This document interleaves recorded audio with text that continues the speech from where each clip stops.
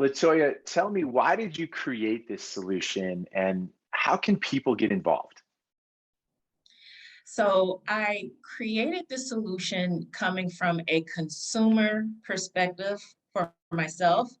I recognized that it was a challenge to find those authentically owned, culturally specific people, places, and experiences.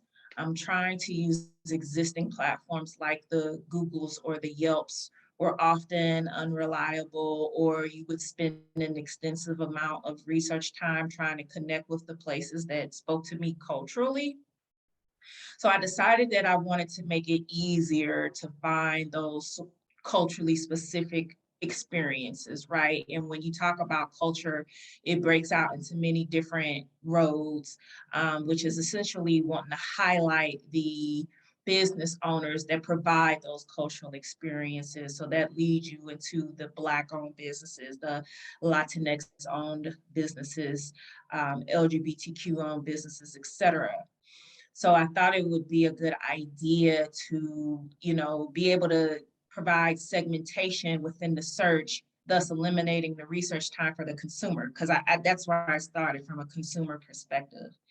And then I recognized how this could benefit the business. As I was doing my research for the company, I came across a study that the Kauffman Foundation had published, and they were analyzing the relationship between race and entrepreneurship and business ownership. And they listed a few gaps, but one of those gaps was a lack of access to and awareness of consumer markets where they can make successful sales of their products.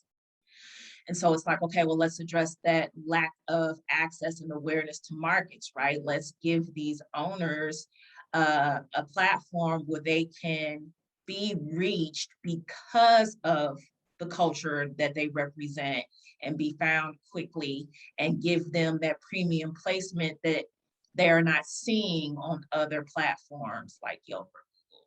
So we built this with the consumer in mind first, because that's just where I was coming from.